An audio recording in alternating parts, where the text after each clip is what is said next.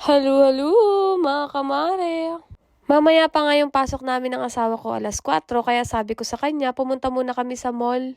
Nakita ko kasi kahapon sa Facebook post nila na naka-sale sila ngayon. Inaabangan ko nga talaga ito na sana mag-sale dahil napakalaking halaga nga ng matitipid namin.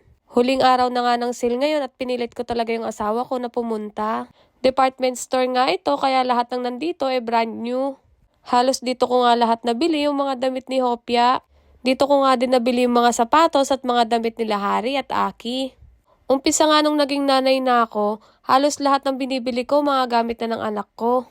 Dahil sila na nga yung mga priority ko. Malayo man ako sa inyo, hindi ko man kayo maalagaan, pero pagdating ng panahon at malaki na kayo, maiintindihan nyo din. Kaya habang may trabaho ako, ibibili ko kung ano yung kailangan ninyo. After nga namin dito, nagpunta naman kami na supermarket.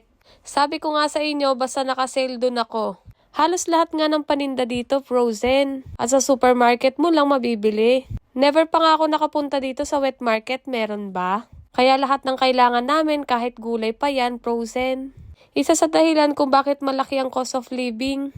Kaya kahit napakamahal, bibilhin mo na lang siya para makakain ka lang ng gulay. Pauwi na nga kami dyan at ito lahat nabili namin. Nabigatan nga siya dyan dahil napakarami niya palang biniling juice. O siya, hanggang dito na lang. Bye-bye!